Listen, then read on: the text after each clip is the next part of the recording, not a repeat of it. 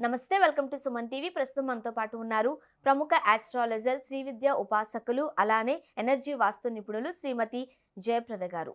నమస్తే అండి. నమస్తే అమ్మ. శ్రీమాత్రే నమః. సౌత్ ఇండియాలోని అతి తక్కువ ధరలకి రత్నాలను అందించే ఏకైక సంస్థ 6JVR. జయప్రద గారు, మనం వివిధ రాశుల వారు ఏ విధంగా ఉండే అవకాశం ఉంది, వాళ్ళ లక్షణాలు, వాళ్ళ పర్సనాలిటీ, లేకపోతే విద్య, వైద్యం, ఆరోగ్యం, ఇవన్నీ కూడా ఎలా ఉండే అవకాశం ఉందనేది మనం డిస్కస్ చేస్తున్నాం కదండి. వివిధ రాశుల గురించి మాట్లాడుకుంటున్నాం కూడా.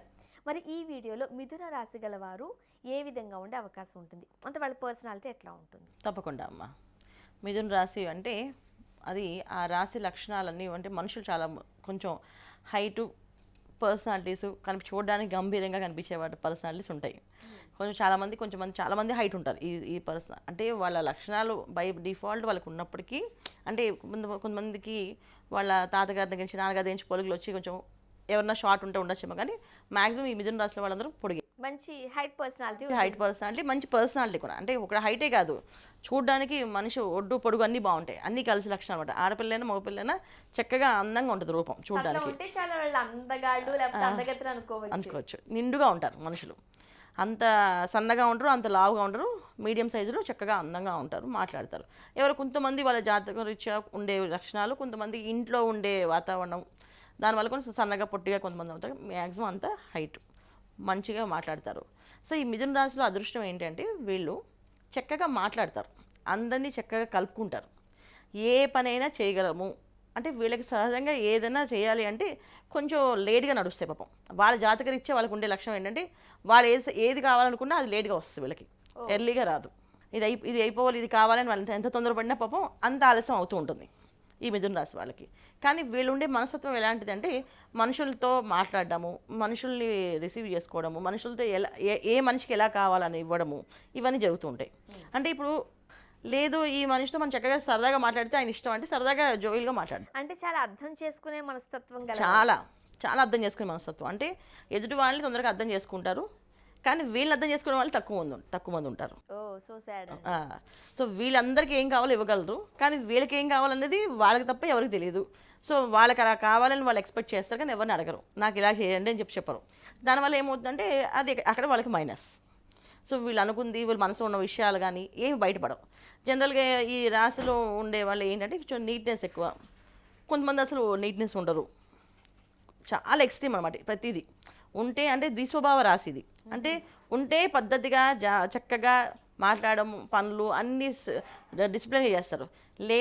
లేకపోతే ఖచ్చితంగా అన్డిసిప్లిన్ పర్సన్స్ అనమాట. అంటే ఏంటంటే అసలు చేయకపోవడము, నిద్ర లేకపోవడము, బద్ధకస్తులు, ఏ పని చెప్పినా చూద్దాంలే చేద్దాంలే అనడము, ఇలాంటివి జరుగుతాయి. సో 2 రకాల పద్ధతులు, 2 విభిన్న మనస్తత్వాలు ఉన్న మనుషులు ఉంటారు ఈ రాశిలో.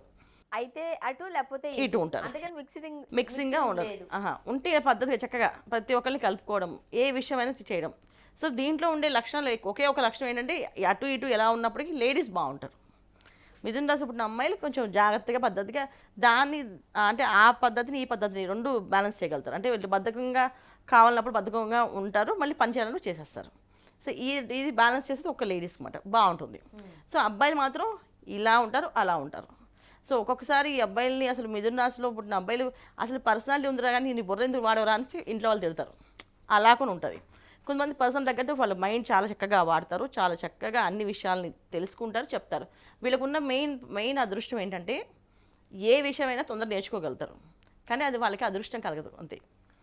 వాళ్ళకి అదృష్టం పాపం రాదు, కానీ ఇంత మంచి మనస్తత్వం కలవారు, మంచి మనస్తత్వం, మనుషులు నలుగురిని కలిపేసుకోవడం, వాళ్ళకి అంతా కాస్త దురదృష్టం వెంటాడేలాగే కనిపిస్తుంది అంతే. కొంచెం ఆలస్యమై ఆస్కింగ్ అవ్వదురా అనుకున్నప్పుడు అవుతుంది పాపం పని. అందువల్ల దీంట్లో వీళ్ళు చాలామంది ఉద్యోగాలతో ఇబ్బంది పడుతుంటారు, జాబులు రాక బాధపడతారు, కొంతమంది ఉద్యోగంలో ప్రమోషన్స్ రాక ఇబ్బంది పడుతుంటారు, కొంతమంది వ్యాపారంలో నష్టపోతుంటారు, మోసపోతుంటారు.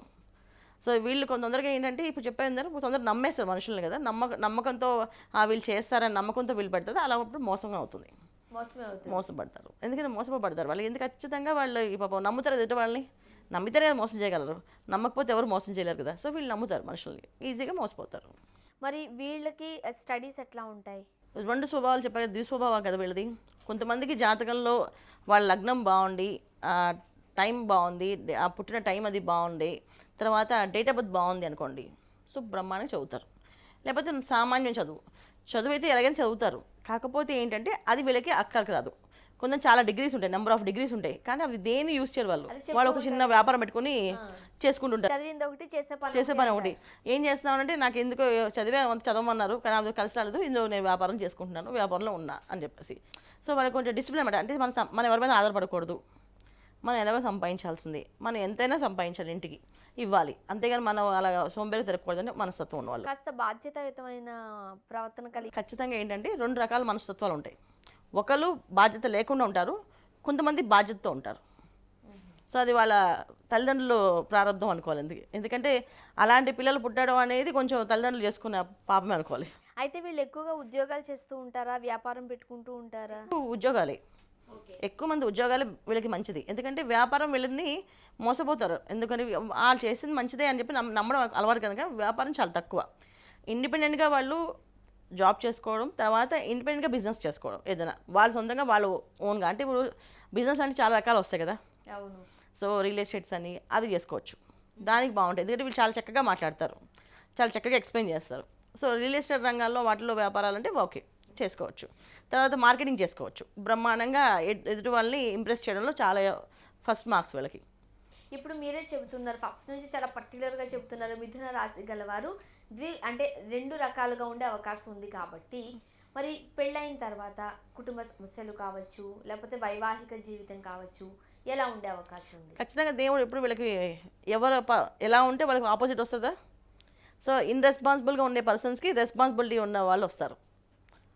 సో వీళ్ళకి ఉన్న అదృష్టం ఏంటంటే వచ్చిన ఆ జీవిత భాగస్వామి. ఓకే. సో బ్యాలెన్స్ చేస్తారు. ఇప్పుడు వీళ్ళు సరిగా లేరు, పద్ధతిగా లేరు, వాళ్ళు పద్ధతులు పెడతారు. పద్ధతిగా ఉండాల్సిందే, పద్ధతిగా చేయాల్సిందని చెప్తారు. సో పద్ధతిగా ఉన్నారు, సో వాళ్ళు గైడ్ చేసే వాళ్ళు వస్తారు. అది సో జీవిత భాగస్వామి వీళ్ళకి బాగుంటుంది, దానికి ఇబ్బంది లేదు. ఆర్థికంగా నిలదొక్కుంటారా వీళ్ళు? ఉంటుంది. అదే చెప్తున్నా కదా, చాలామంది బాగా చదువుకున్న వాళ్ళు కూడా పాపం డ్రైవింగ్ కొని చేస్తారు. వాళ్ళు డ్రైవింగ్ కొని వెళ్తారు. ఎందుకు అంటే మనం రూపాయి ఎవరి మీద ఆధారపడకూడదు, మనం సంపాదించాలి. సో అది ఏ పనైనా చేయాలి. సో దాంట్లో వీళ్ళు ముందు ఉంటారు. అంటే చదువుల్లో ఎంత రాణించినా మేము ఇంత చదివాని గర్వం ఉండదు వాళ్ళకి. ఏదో ఒక పని చేసి ముందు కుటుంబానికి ఇవ్వాలి, ఫ్యామిలీకి ఇవ్వాలి అనే నమ్మకం ఎక్కువ వీళ్ళకి. అంటే ఆ పద్ధతి ఎక్కువ వీళ్ళకి. అయితే రకరకాల ఇబ్బందులు వీళ్ళకి ఉన్నాయి కాబట్టి ఎటువంటి పరిష్కార మార్గాలు సూచిస్తారు? విష్ణుదాసం పారాయణ చేయడం మంచిది వీళ్ళకి. ఓకే. అయితే మనం ప్రతి వీడియోలోనూ వివిధ రాశులు గలవారు ఏ క్షేత్ర దర్శనం చేసుకుంటే మంచిది అనేది కూడా మీరు చెబుతూ ఉన్నారు. కాబట్టి మిథున రాశి వారు ఏ క్షేత్రాన్ని దర్శించుకుంటే మంచిది? తిరుమల క్షేత్రం. అయితే మనం ప్రతి వీడియోలోనూ మాట్లాడుకున్నట్టుగానే మిథున రాశి గల వారికి ఏ కలర్ సెట్ అవుతుంది, వాళ్ళ లక్కీ నెంబర్ ఏంటి, అవి తెలియజేస్తారా? గ్రీన్ వీళ్ళ లక్కీ కలరు, తర్వాత 5 నెంబర్ వీళ్ళ లక్కీ నెంబర్. 5.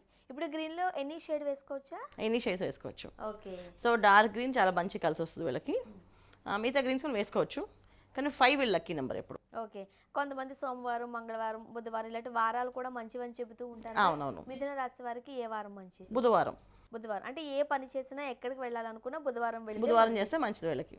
మిథున రాశి గలవారు ఏ విధంగా ఉంటారు, వాళ్ళ లక్షణాలు ఏంటి, అలానే పరిష్కార మార్గాలు సూచించారు. ధన్యవాదాలు. నమస్తే అమ్మ. శ్రీమాత్రే నమః.